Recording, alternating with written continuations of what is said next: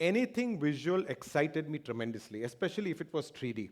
And I used to try colors, I used to try crayons, and I used to always challenge everything that was taught to me right from the early age, even in art school. My professor, Jignesh Bhai, used to get most annoyed with me because I was the only one who would not follow his class and what he would do, because he would keep plastic buckets and roses and one bottle and ask people to draw that exactly to the same way it was. I just couldn't get the hang of it. And I would sort of abstract it, I would turn it around, I would tear the paper, stick it again, try to make it 3D. So that's where my calling was. It was at a very early age, 10th standard getting over, waiting for our results, and parents want you out of the house, doing summer jobs and whatnot. And I went to a crafts class. It just so happened that this arts and craft class was being held in a studio which belonged to a sculptor called Adi Daverwala. If you ever look him up, he was a phenomenal sculptor. Lots of pieces in Tata Memorial and Larsen and Toubro and all that. And I went there. Apparently, he was not there at that time. He had passed away long back, but the studio was vacant. The moment I stepped into the studio, there were metal pieces over there. There was still the smell of welding lingering. There was wood pieces, there were chisels, there were still shavings which were just left there. There were half sketches on the blackboard with chalk on the floor. There was an easy chair with a couple of books open. And I'm telling you, it was absolutely, my hair stood up when I saw that place. And it just looked as if someone had left it incomplete and someone had to carry on from there. I got so fascinated by the metal and the heavy machinery that was there. It was at that instant that I decided that I would weld and I would keep on going on making metal sculptures. Before welding, because I was very young, I was not allowed to handle a welding machine because of the light, because of the electrical dangers. And so I started working with wire, just sort of bending wire and making 3D objects and trying to sort of work without the machine. My parents were abroad, and I used to keep on going to construction sites, garages, old mechanics, and I used to pick up stuff. No one used to stop me. Small pieces of machines, rusted pieces, which I would accumulate outside my house. And I said, now what? I couldn't stick them together with Fevicol or anything like that. I had to learn welding. This was a good opportunity for me. I used to walk up to Mahim. I used to stay in Parsi Colony, Dada. I used to walk up to Mahim. There were these rows of rolling shutter fellows and grill makers. And I would go there at 9 o'clock in the night, and I would pay them a little, and I would ask them to teach me welding. So after their boss would go away, I would sit there, and I would learn welding, sit and weld with them. For 2 days, I learned the welding after 9 o'clock, just putting random pieces together, and that was my entire art education. I haven't learned anything after that. And this is what I came up with. This was my first scrap metal sculpture called the Aspasia, the Persian horse. And it's all made from scrap, which I had collected ages back. And even this one, it was called the chess players. So you can notice the plumbing fixtures and stuff like that. And people ask me, why did you start with scrap? It was the only material I got free. I didn't have money at that time to sort of buy material, and I would just collect it and weld it. And this welding took me over, literally. I was in a frenzied state where I just would weld day in and day out. Literally from 9 in the morning to 9 in the night. I wouldn't go home to eat. I would just sort of go around, have a vada or something, come back, sit at the welder shop and weld away. And it was such a crazy passion that finally I even suffered in the 11th and 12th. Okay, I was sitting at the studio, didn't go to college, and everything around me went sort of haywire. But not having learnt art, what I found was the best way to sort of go ahead and move with the medium, with the forms, was to experiment. One thing I keep on telling students regularly is experiment fearlessly. It is the one thing that you have to do, literally jump in with your eyes closed and move around with the material in whatever field you are. You know, I take so many workshops for children, and this is at the Kalagora Association. When the children are working, I see their parents standing just 5-6 feet away, directing them what to do, telling them what to do. Don't be under that influence. I want every student to sort of absolutely break free from what they have. It's very cliched, but think out of the box and jump out. You know, we used to be taught, look before you leap. I keep on telling students now, it's time to leap and then look. Just leap inside and then look around and try to make your way. One of the recent pieces I did, just to give you an idea, I've moved from scrap to a lot of other material as well. This was steel, which I found in one tanker, which was sort of taken out. And I created this. He's about 9 feet tall. You can't make out, but he's about 9 feet in steel. So having got a welding machine, what did I do? I started welding. I used to go to Jahangir Art Gallery and Taj Art Gallery and Kemold Art Gallery. There were only 3 galleries then, 3 or 4 maximum. None of them would give me a gallery space for a show, saying that the work was very immature, the work needed to be matured more, and you need to be more known. But how the hell would you be known if you don't have a show? So I kept on persisting, and 1993, I got my first show. The horse that you see, I sold in 1983 for 2,000 rupees, okay? So it was like, my dad's an architect, so a lot of architects would come home, and they would give me a lot of feedback on the kind of work I did. And with that feedback and more experimentation, I kept on moving on. And now the pieces are somewhere between 6 inches to my tallest one being about 60 feet tall. So that's the scale that I work in. Someone read in the intro that my forte is site-specific sculptures, which is true.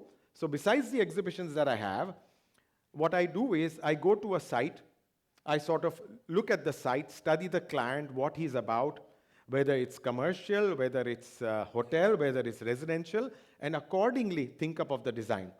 So along with the design comes the material, comes the scale, comes the texture, the color. Everything just hits in together.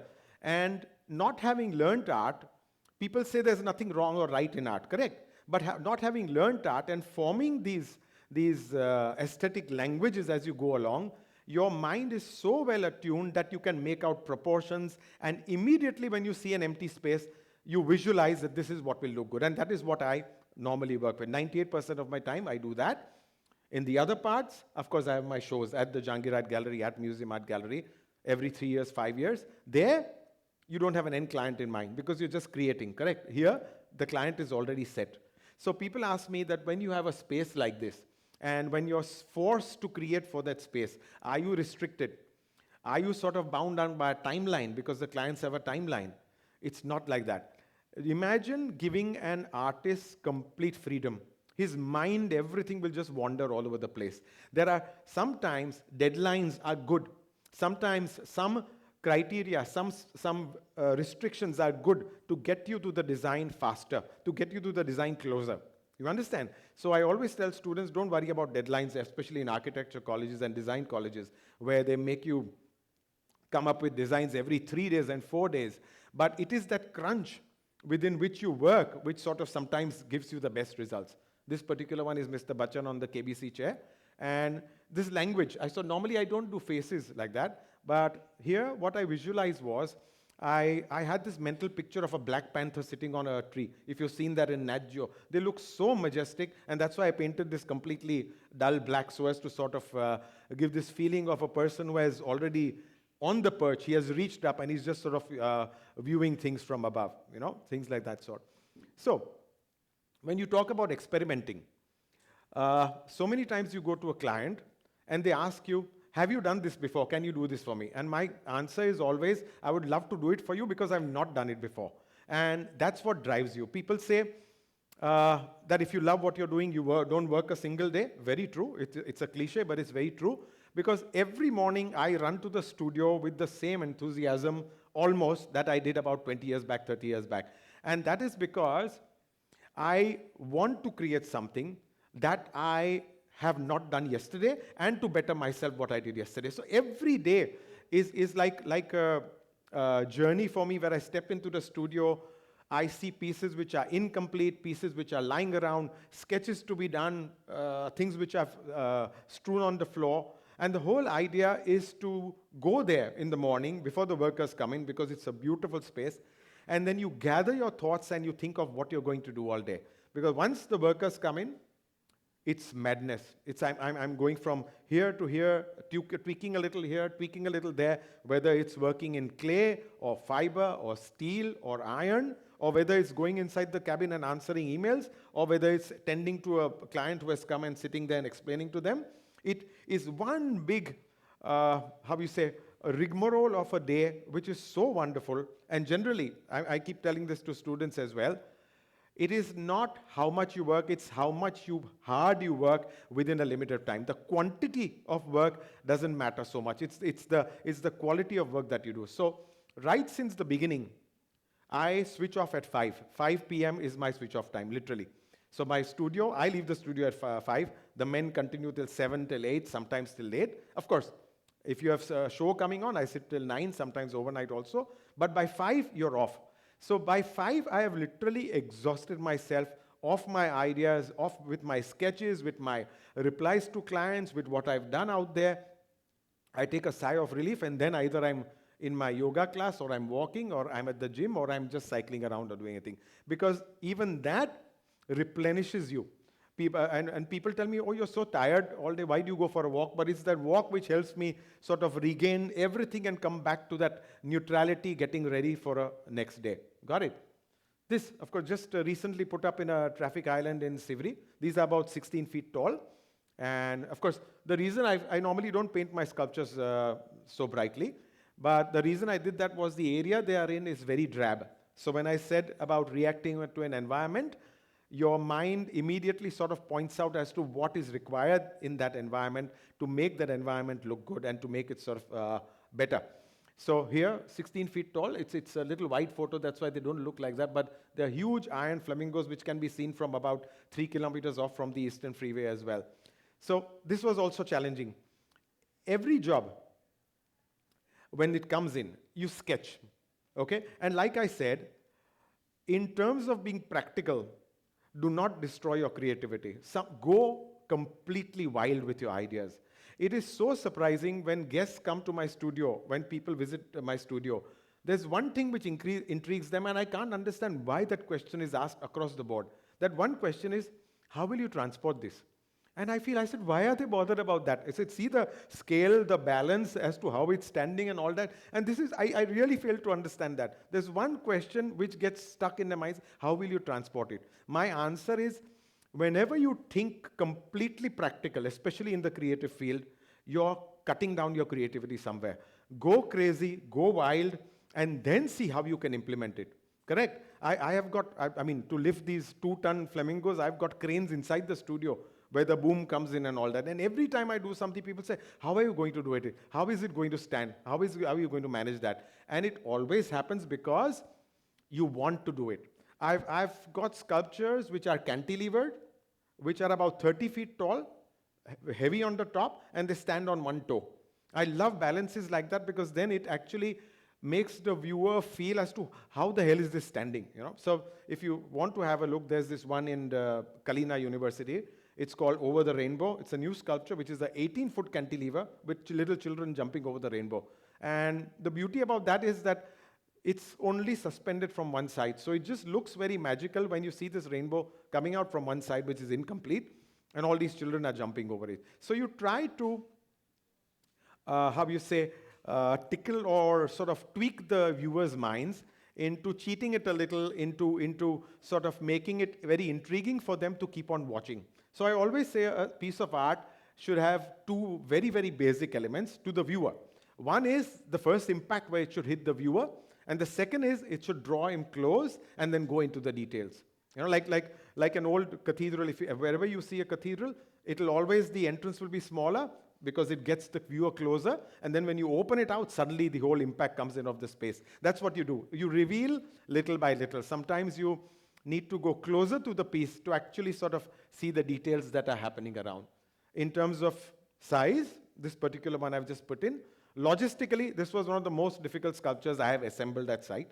It's a 25-feet orb. It hangs in an atrium in Pune for an IT building. It's 25 feet, and it is about 3.5 tons, and it's hung by stainless steel wires. Now, in terms of designing, this was the most easy to do. Drawing squares in a circular form, very easy.